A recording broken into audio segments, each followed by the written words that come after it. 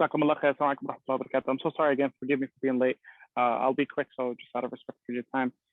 So as the Sheikhna mentioned, I'm the executive director of Majlis Shura of New York, which is the Islamic Leadership Council of New York. Alhamdulillah, we have about 90 something members that are being part of Majlis Shura for many decades. Majlis Shura was firstly created in 1989. And what is unique about Majlis Shura in New York, it was one of the most diverse organizations around the country, because as you know, Black Muslims in New York have been leading lots of the efforts in New York many years before the immigrant community stepped up its grassroots work. So the organization, when it was first created, it was an amazing kind of the diverse organization, because you had Black imams, you had Southeast Asian imams, and you have Arab imams who all work together for the sake of this unity that existed in New York for the past 30 something years. Initially, as you all know, the majority of the work initially has been about the unity of the community. It was about putting the imams together. It was mostly serving the imams and the leaders in a sense of sitting down and thinking about the community. So the focus of the work in the organization has not been too much focused on the idea of the capacity building and the empowerment of the Muslim community from an economic, political, and a grassroots level. But for the past, maybe you can say 8 years or so, Majlis Shura have been switching more towards directly having an impact on the Muslim community, directly impacting the status, the economic and political status of the Muslim community. So since I joined on board, alhamdulillah, we've been pushing too much on 3 areas: the area of political empowerment through civic engagement, through meeting with the government officials, more than actually focusing on meeting with candidates and elected officials for the sake of public relations. Our focus has been, and our understanding of civic engagement was mostly dealing with executive branches of the government in order to bring in services and grants and money and help to the Muslim community. We're more interested in the capacity building than actually just the PR and public relations aspects of it, which unfortunately majority of our organizations are just involved in and I don't mean to be too critical here, but the idea of just meetings and taking pictures and call it a day. That's one area. The second area we've been focused on is the idea of networking and building networks with non-Muslim organizations that share, I don't want to say all values, but some values of what we stand for as a Muslim community.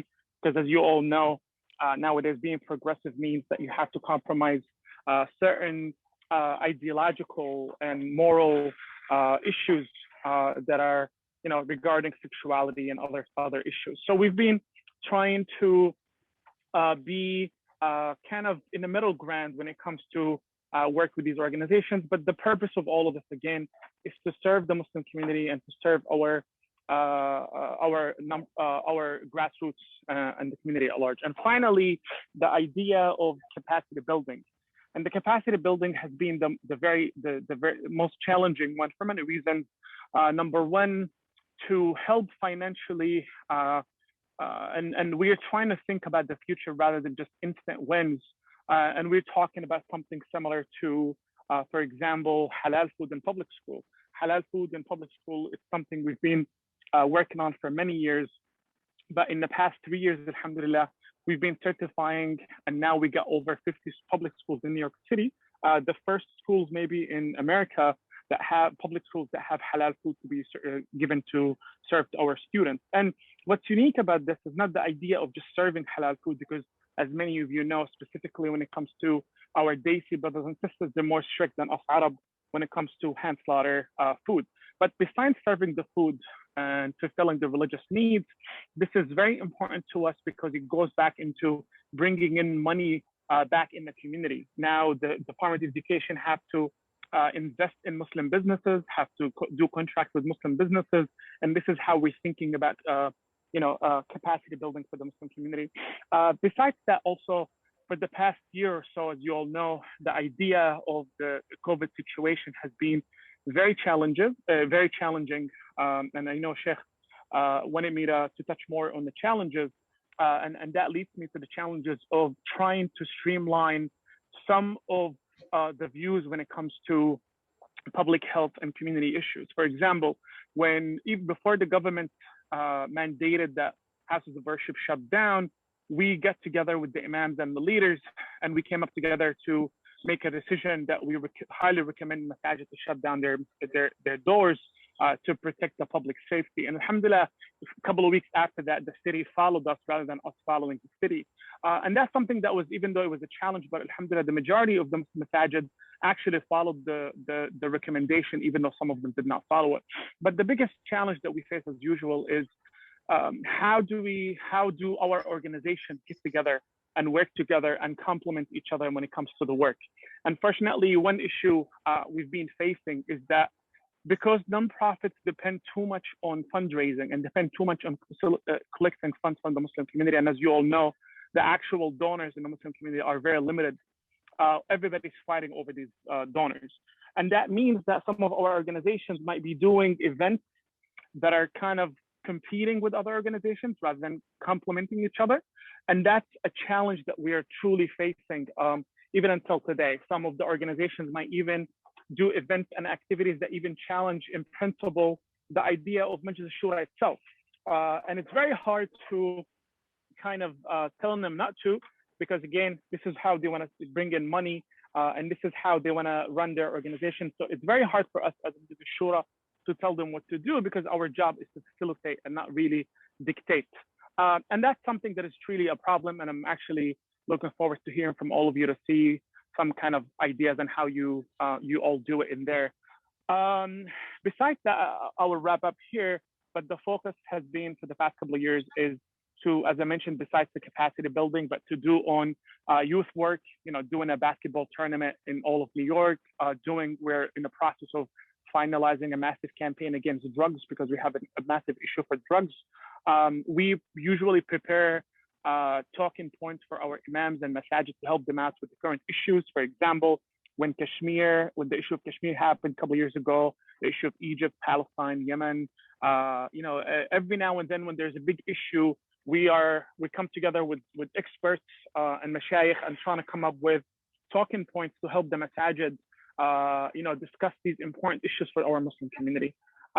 So that's kind of in summary. I don't want to take longer than that. Just again, my deepest apology for being late. So I'll give more space maybe to have that discussion, and that way I can save some of the time that I wasted.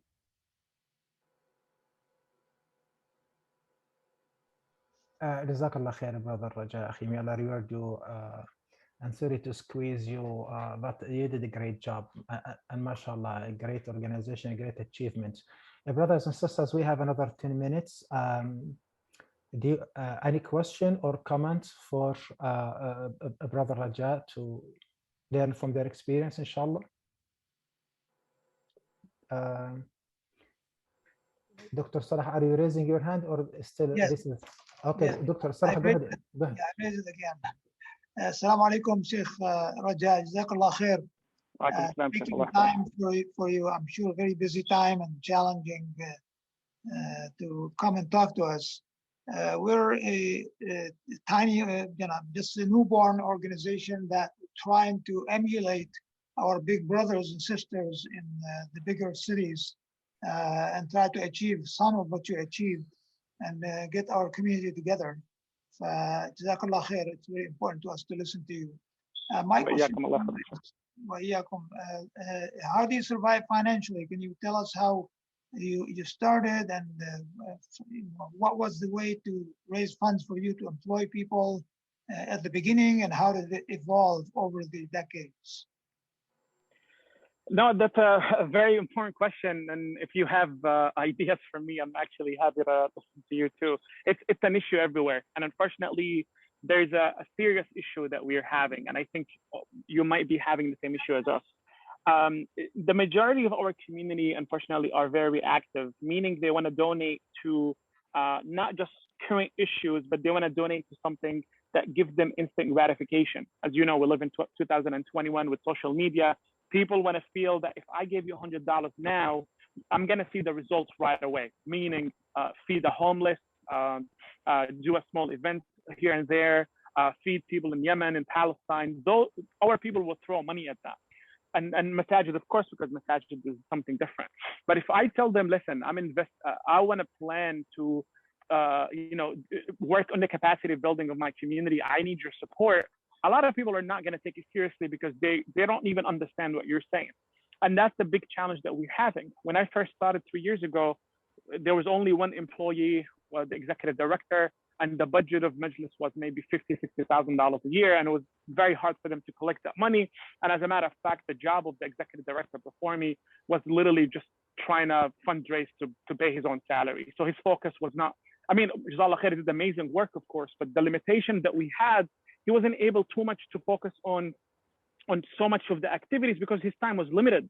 And that's a big issue that we face in the Muslim community. When I came on board, alhamdulillah, I have a full-time job. So I refused to work just full-time because, I've been working in the Islamic movement for a very long time and I know the challenges of finances. So I asked for them instead to pay for an assistant. And that way we have 2 people rather than 1 person. And I spent a lot of time, alhamdulillah, for Majlis. And I get another person to work for us. And that helped. But later on, we got interns and we paid them $1,000 a semester. I got 2 interns, so that's $2,000 for 4 months. That they helped a lot. And alhamdulillah, finally, the last year, we did a couple of more fundraisers and the board stepped up and they helped me. And now I have 2 paid staff. And I started by myself and now I have two staff. It's still an issue. It's still a struggle. And until today, I'm having issues doing it. We've been applying for grants.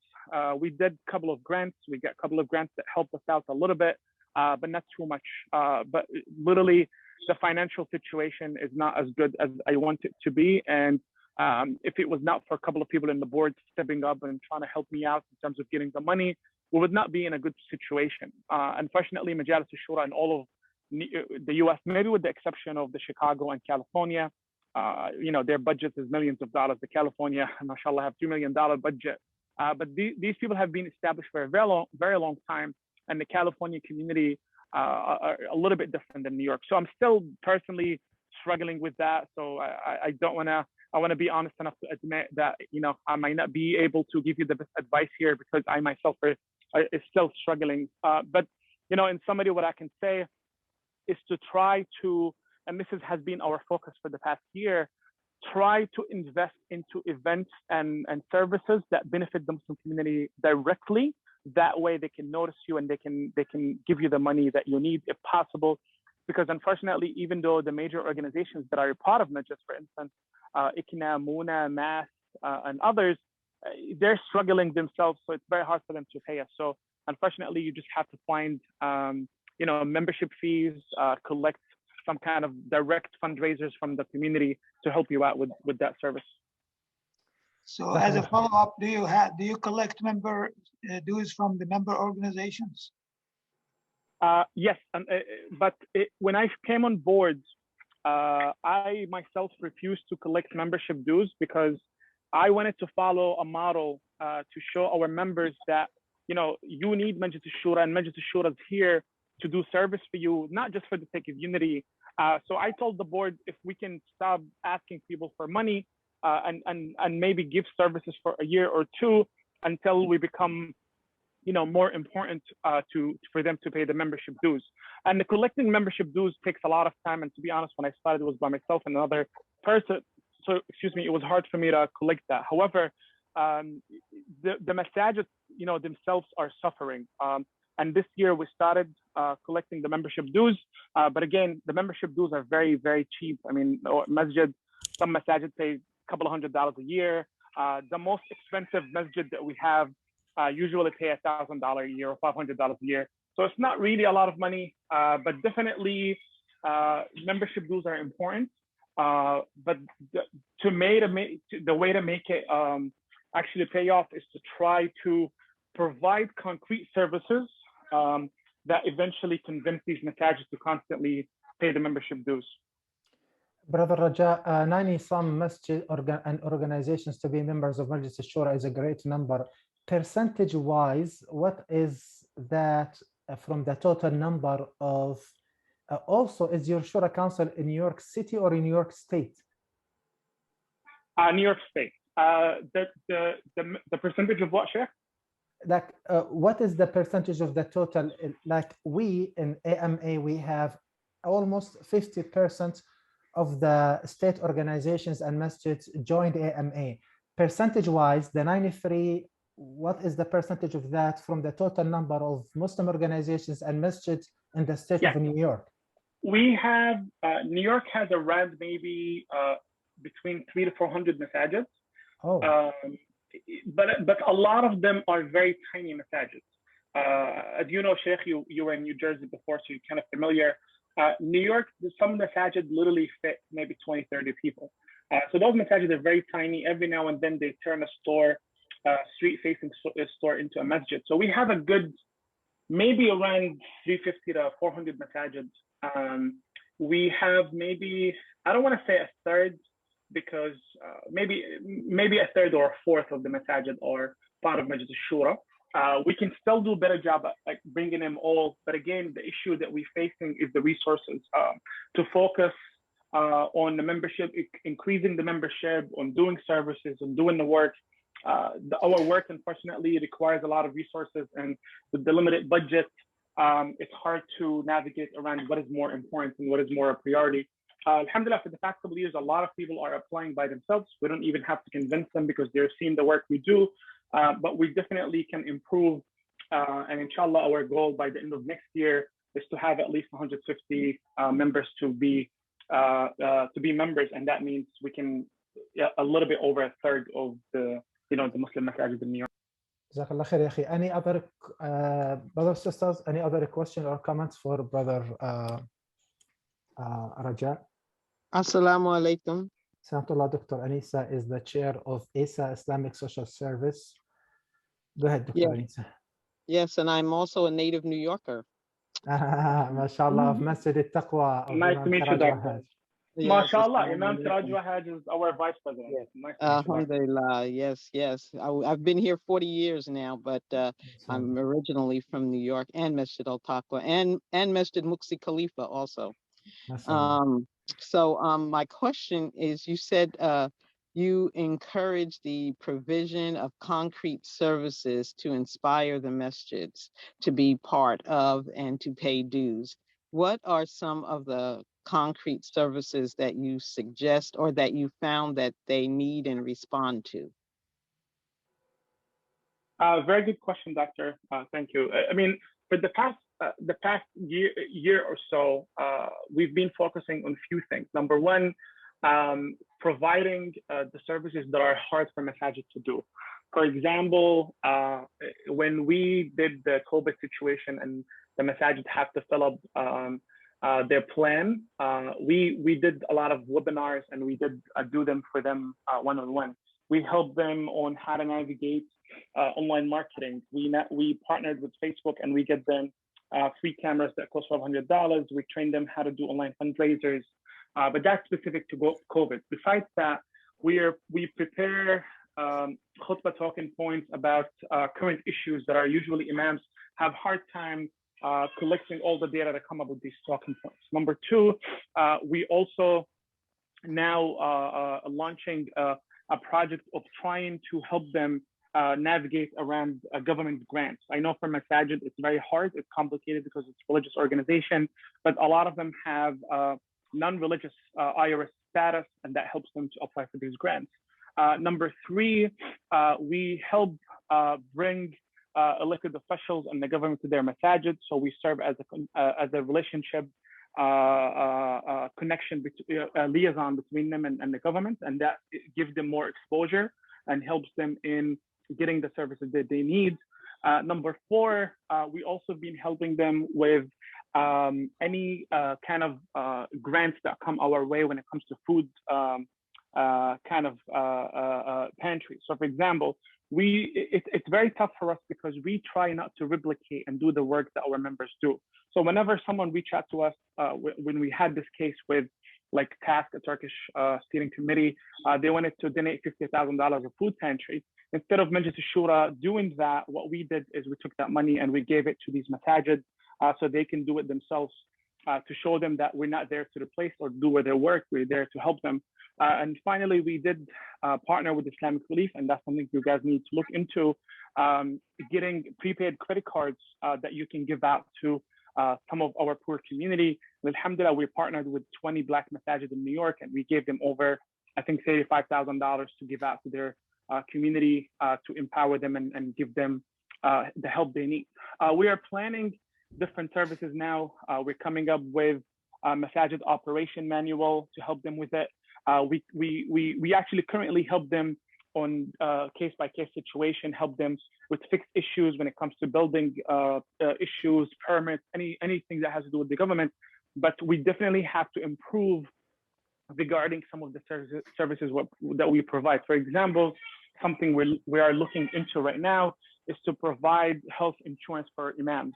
This is a big problem because a lot of our imams work 1099, so they don't have W-2, they don't have benefits. So we're trying to come up with a plan that helps them there, and that will be a huge deal for these masajids. So we are still, to be honest, unfortunately, again, the lack of resources is always a problem. We're trying to come up with signature services that will help the members and the masajid more. But for the time being, we're doing as much as we can, given the situation we're in. But definitely, we're looking into finalizing some signature services that we can provide to them. That's something these masajid have hard time doing and working on by themselves. Jazakallah khair, brother. With your permission, brothers and sisters, to extend 3 more minutes. Any final question or comments for Brother Raja? Can he share the Imam manual with us? Brother Raja, did you hear the question? Can you share which manual, Sheikh? Imam Masjid operating manual or Imam? Yes, we're still working on that. We don't have it finalized, so our plan is to finalize it by the end of the year. As soon, I'm so happy to share it with you, inshallah. Once we're done with it, I'll share it with the Sheikh and he can share with all of you. Brother Raja, I encourage you to communicate with the Southern California Shura Council. They already have one printed first version and printed the second version right now. Yes, we have it, and I've been working with Malik, who works there. Mashallah, I have the copies, and we're trying to work with them as well. So absolutely, I mean, if you have access to it, you can share it with your members for the time being. But I'm happy once we're done, because theirs is a little bit outdated. So we're trying to come up with something a little bit more recent. Jazakallah khair. Any final question or comments for Brother Raja?